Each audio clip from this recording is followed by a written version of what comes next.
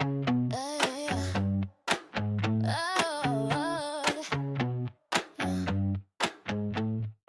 to her comeback. I'm so glad you're back with me. This is where 50 isn't your finish line. It is your starting point, the starting point of everything you want your life to be, the person that you are meant to be. I'm your host, Michelle Thompson, and we are proving that your best chapter may just be the one you haven't written yet. We'll continue each episode featuring honest conversation with women who have stopped going at it alone and have found their way to fulfillment, joy, and purpose in their second act. You'll hear about their struggles, their breakthroughs, and the practical steps that they took to create lives that they actually love. This podcast will show you how other women have made their comeback and how you can too. Welcome back.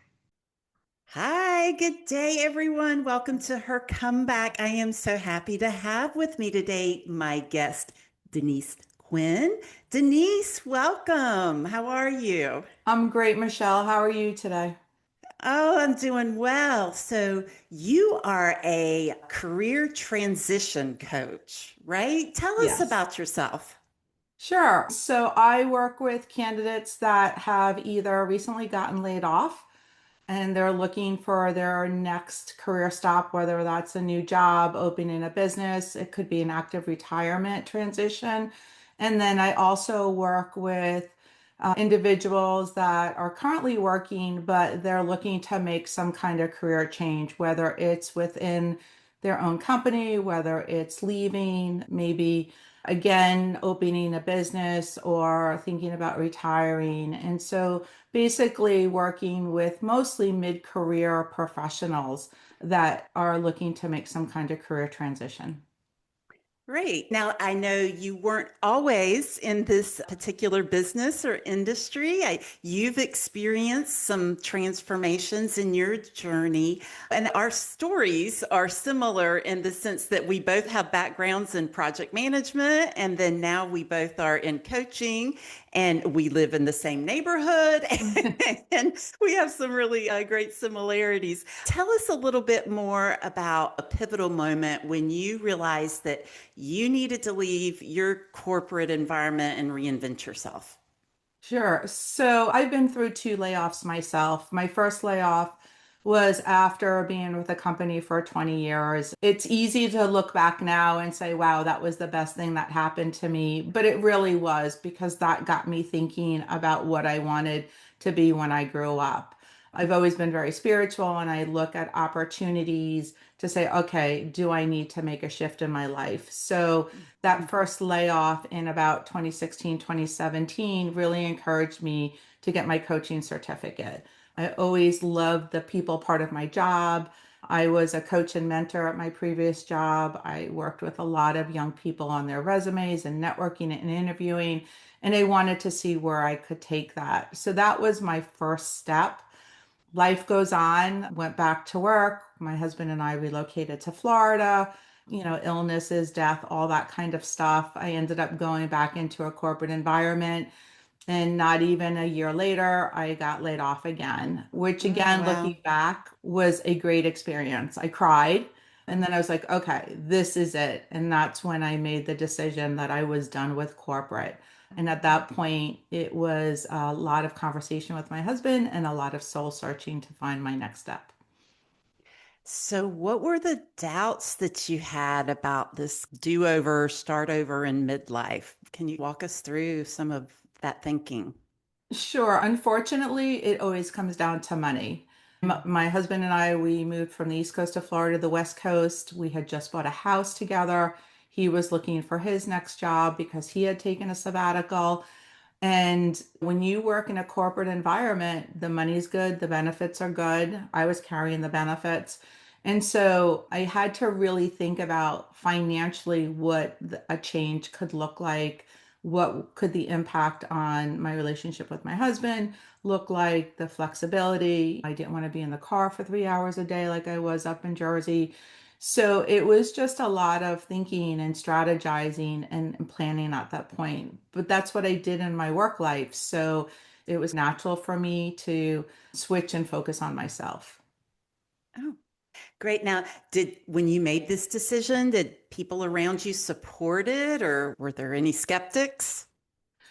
My husband was probably the biggest skeptic because it was going to impact how we lived the most. It's interesting as a woman, when you think about making a transition like that, most women are more supportive of it because they understand where you're at.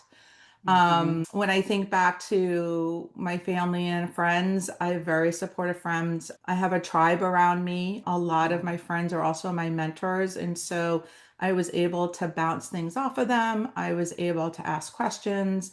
I have two friends that are entrepreneurs. So I had a good group of people around me that were very supportive and gave me great advice. So from that perspective, it wasn't that hard. I did go back to work, but in higher ed. So the first part of my transition was a full-time job, but it was in coaching. And Okay. so I made baby steps to get to where I am now. I knew it wasn't going to be corporate. I knew it wasn't going to be project management. And I just happened to find a great coaching job at a local university. Oh, that's wonderful. So, how long you've described the journey from getting that first spark, that first idea to actually making the leap? What was the time period that you're talking about here? Probably a solid 6 to 7 years. When Okay. I got my coaching certificate, it was a year-long process. And so I was being coached, I was coaching. I worked for a nonprofit for a number of years doing career transition coaching. So in that time period, I did a lot of coaching. My Mhm. university job that I was at for about 4 years, I was a full-time coach and trainer and adjunct. And so I didn't transition out of a full-time job until last October.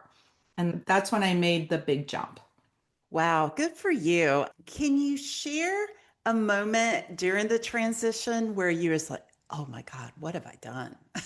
What did I just get myself into? Have you ever had any moment like that? Oh, yes. So when I decided to leave my full-time job and I was carrying the benefits, there was a lot of that stress. My husband is very supportive. He would never say no to me, but I knew he wasn't really thrilled with it. And so I Mhm. made the commitment to join a coaching company, a career transition company. And about 4 weeks in, I had a breakdown. I was having Mm. challenges with my technology and I wasn't getting enough clients and my paychecks were minuscule. And I was like, I think I just made a really big mistake because I Mm. gave up and it wasn't a great salary, but it was still a salary with benefits. And I did have a probably 3 day panic of I think I made a mistake. But Mhm. I always believe like we have to give ourselves, if we can, 2 to 3 months to really work through it. And once I Mhm. talked to my mentors and really did some soul searching, I knew that that was a test for me. It was like, okay, if Okay. you can get through this feeling, you're going to be okay. And I just jumped back in, gave myself the 3 months. I had a plan B if I needed to, which was to go Mhm. back to work, but I didn't need to do that. And so I've been hitting the ground running, and I am just so thrilled with where I'm at right now. During that time, can you think, was there something specific that gave you that stick to itiveness, if you will, to just keep at it? Can you identify what it was that just made you, I'm not going to quit? Was there anything specific that It you was were? the joy. Like I Mhm. knew, and people say this, what do you want to do? I want to help people, right? We all say that, especially coaches, we Mhm. want to help people. And I knew that was my path. I Mhm. knew that I needed to work with people one-on-one or small groups because I could really help them. And it Mhm. was the joy of that. And when I weighed the pros and cons of going back to work versus being an entrepreneur, working for myself, that type of stuff, I knew deep down that's what excited me. And so even though I had those 3 days of dread, that went away. And I love Mhm. waking up every morning and getting on calls with candidates and working with clients and seeing their success. It was, I think, an internal joy and the fire that was burning. Even though it dimmed, it was still there. I wanted to take Mhm. advantage of that and give myself a chance. Ah, awesome. And I know now you're so glad you did, right? Absolutely. I am in the best situation right now. Wonderful. As you describe this transformation, and how has that changed how you show up as a coach for other women going through these type transitions? I think when other women hear my story, they realize that they're not alone in their thoughts. They're not alone in how they're feeling. They know that it can be done. One of the things I think that makes me a good coach is I'm pretty blunt and I'm pretty straightforward. And so if somebody said, well, I'm going to quit my job tomorrow and do this, I'm going to be like, time out, let's put a Mhm. strategy together. And that's the project management piece of it. It would be great to quit your job and then think you're going to have 100 clients coming in and you're making six figures. And it's not that easy. Mine was almost a 6 year transition. I'm still building my private business, but I have what I call a portfolio career. So I have a part time job, I have my private clients. It's always evolving. And I think it's important that I can tell my story and then meet women where they are and say, okay, so now you know my story. Let's create your story and make sure that we're taking care of those needs, the financial, the mental, the family, whatever it is that's in your life that you need, that you're responsible for. Yeah. So, what did you gain in making this change that you could have never had if you would have stayed in corporate, if you would have stayed where you were? I think it's controlling my destiny. It's being my own boss. And I have a leadership team that I report into, and I have rules and regulations. But at the end of the day, I run my client meetings myself. I am Mhm. their one on one coach. So I get to manage that. I get to meet people where they are and get them to where they need to be without being told what to do.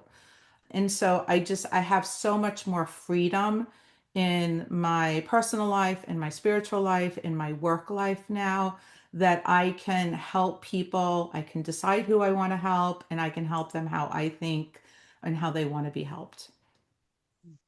Great. So, what mindset shifts help women reclaim confidence in a job market that often overlooks mature professionals? We're competing against millennials or Gen Z. So, what do you see there in terms of mindset? From a mindset perspective, I think it's around knowing your worth and knowing your value. And so when I'm working with clients, most clients will come to me and say, I need a new resume and LinkedIn profile. And then we start digging into it. And I say, what's your value? What do you bring to an employer? What do you bring to your team? Because that's what we need to hold on to. And sometimes we don't know what we do or how good we are. And so, really thinking about why is my boss paying me for this work? What changes have I made?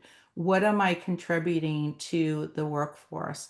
Because once you understand and appreciate your values and your skills, then you can start to really reframe situations. I do a lot of reframing with clients and say, okay, let's look at that a different way because it's not always about us. Sometimes it's Mhm. about other people, and we just have to rise above that. And the more confident we are in what we bring to the table, I think that easier it becomes to manage through the stresses of today's environment. So, should women at midlife over 50 include all their experience on their resume, or is there a better approach? It really depends. And so when we think about women that are thinking about career transition, thinking about resumes and LinkedIn, even though those documents are talking about their past experiences, we want to write that with a future outlook. And so if you did something in your 20s that relates to what you want to do going forward, then we should put it on your resume. We might not put dates on it, but we want to show that, 15, 20 years ago, you did that. And Okay. so it really is individualized based on what the goal of the woman is. And those documents are marketing documents. And so we want to Okay. look at it with a marketing eye for the future. What are some of the biggest mistakes you see on either LinkedIn profiles or resumes for experienced professionals?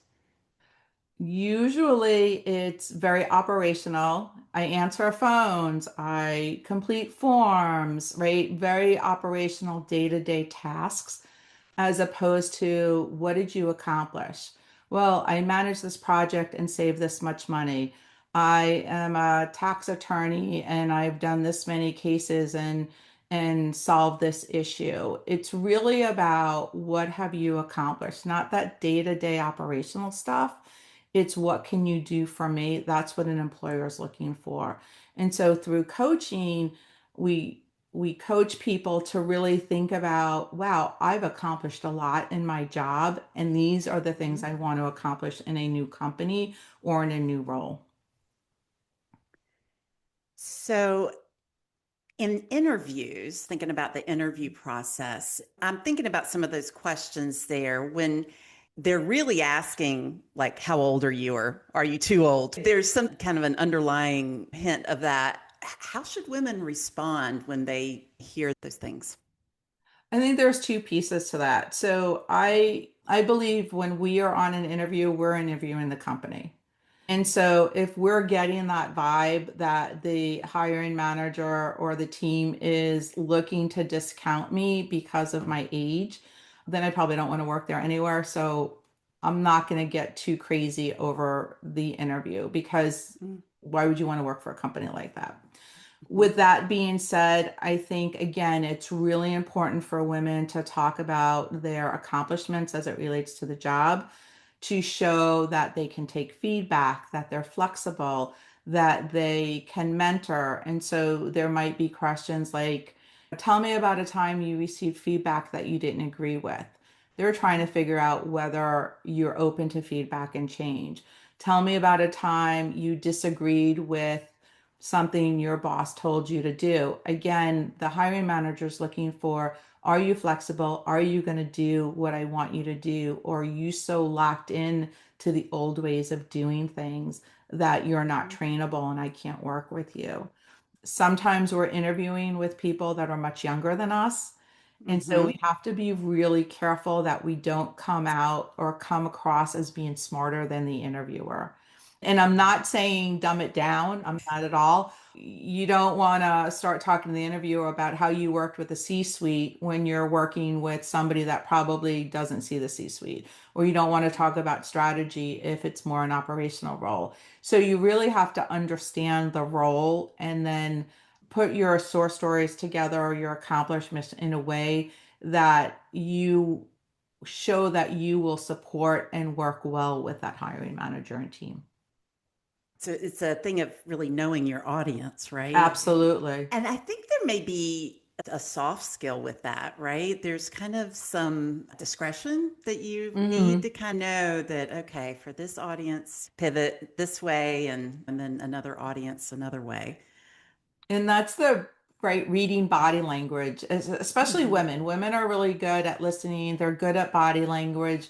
They're good at reading the room. They've got empathy for people. And I think we discount those skills in Hmm. a corporate environment, but I think that's the advantage that we have in a workforce. In an interview specifically, I can tell if I'm hitting the mark in an interview or if I just lost the interviewer, or Yeah. if I don't want the job, then I don't care. I'm just going to survive the interview and then say, thanks for interviewing me. I'm moving on to something else. So, what do you think about how women can leverage their professional networks? And maybe they've spent years at just one industry or one company. How do you think those networks come in? In today's job environment, Yes. networking is so critical. We know that most people will land their job through their network. And so women that have strong networks should really put a strategy together to manage that network, even before they start thinking about making a change. So check in, let's have coffee, let's have a virtual coffee. How's the family? Understanding different times of the year. Hey, your birthday popped up on LinkedIn, just wanted to say happy birthday. It's really critical to nurture those networks because you don't want to start engaging because you need something from them.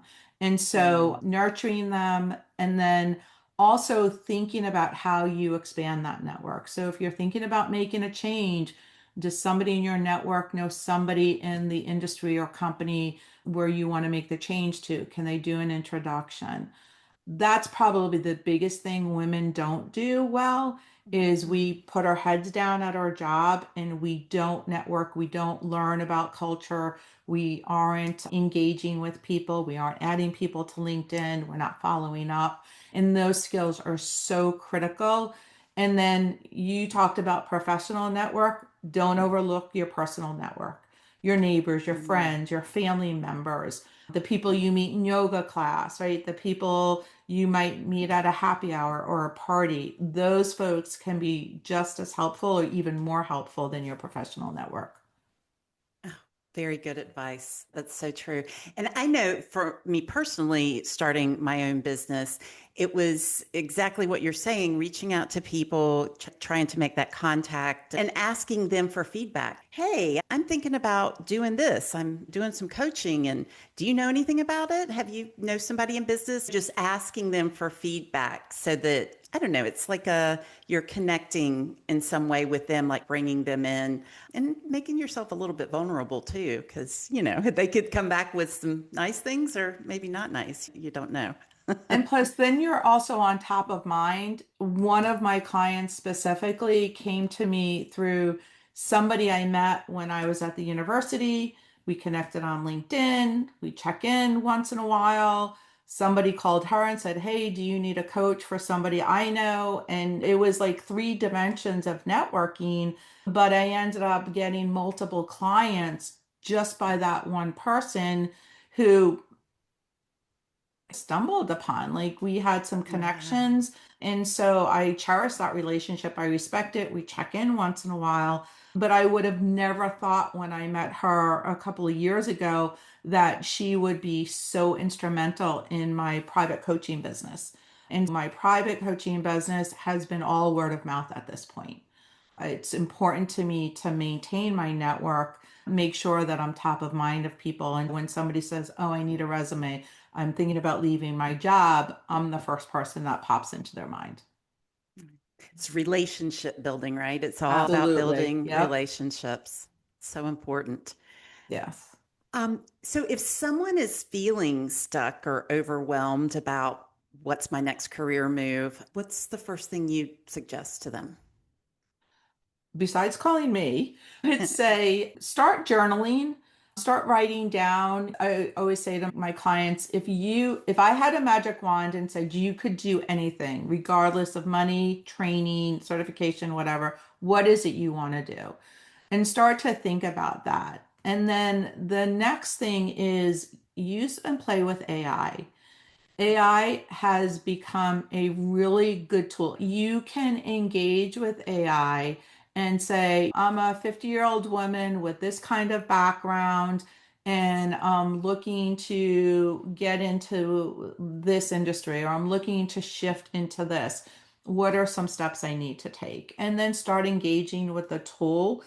It's really good to do that research and really think about what could the future look like for you, and then engage with somebody, talk to people, network, build those relationships. If you need the formality of coaching, you need help with your resume, you need help with the marketing aspect, you need to say, "Okay, I've done some research. I think I know what I want to do. Now I put the strategy together." Then work with a career transition coach or a life coach or somebody that can help you really put that plan together, challenge you, hold you accountable.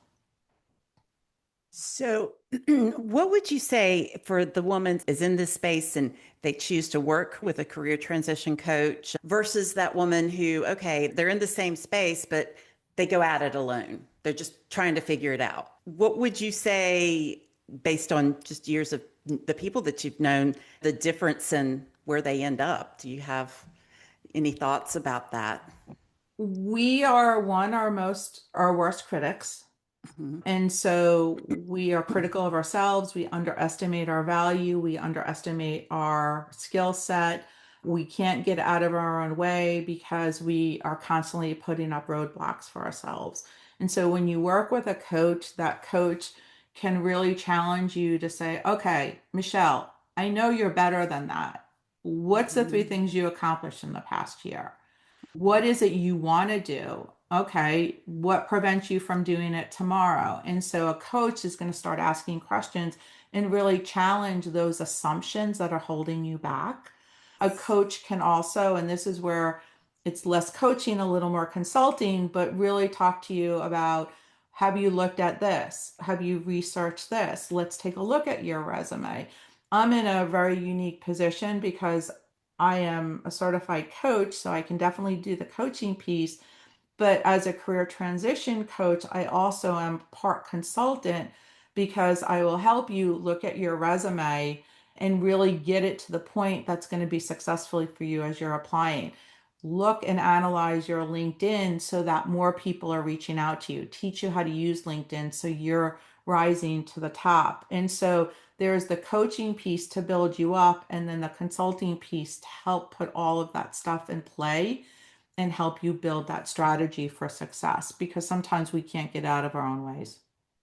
Oh, so true. And for myself, this experience for me this last year in building a business, if I wouldn't have had a coach, working with a coach, helping me as a coach to Mm-hmm. work through some of this stuff, because even when we know coaching and we have the tools and skill sets to help other people, we still need a coach because we can't see our own blind spots. Just Absolutely. because we're good at assisting others, we still need that help for ourselves from someone else, that outside looking in. And everything you said about we can't see the blocks, we don't get where we're getting tripped up. Is there anything else that you'd like to share with the audience, whether about they're going through a career transition or just anything about midlife and women? Anything else that you would like to share that we haven't really touched on yet? I would just end with, career transitions don't have to be quick and they don't have to be linear. Sometimes there's ebbs and flows. Sometimes you go in a direction and then realize you need to shift a little bit. Sometimes, like for me, it was multiple stages to get me to where I am. But if you're thinking about it, that's the good first step, right? Then the research and starting to put timing around it. Is there a class I need to take? Is there some volunteering I need to do? Is there a networking group I should join? Baby steps, even though they feel like I'm not moving quick enough, will get you one step closer. And so I think it's important for people to realize that it doesn't happen overnight. It's not easy, but it can absolutely be done. And that's where coaching can come in and really help and say, you can do this.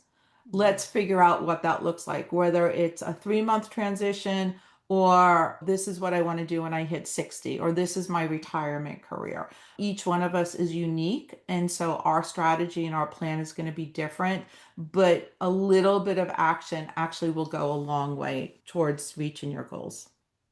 Oh, I love that. It's so true. And what I know for myself, any transformation that I have in my life, whether it's with job, career, or many other areas, it all starts with just a single step, Yep, right? It's just that first step. Big stuff doesn't happen overnight. It's just the little absolutely. steps that get you there. It's really amazing. So, Denise, anyone that wants to contact you, what's the best way for them to get in touch?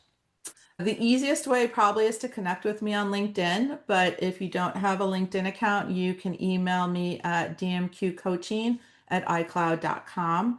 I offer free consultations. I never take on a client until I've had the ability to have at least a brief 15-20 minute conversation to make sure that we're a good fit, because I may not be the right person depending on what the needs are. Wonderful. Thank you so much, Denise. I really appreciate your time and feedback and wisdom. And I think our viewers will love it as well. So I wish you continued success in your journey and everything that you're working on and the life that you're creating for yourself today. I wish you all the best. Great. Thanks, Michelle. And thanks for giving me this opportunity to have this conversation with you. And good luck to you too with your business. All right. Thank you so much. Thank you so much for spending time with me today. I am truly grateful that you chose to listen in, and I hope that this conversation sparks something meaningful for you.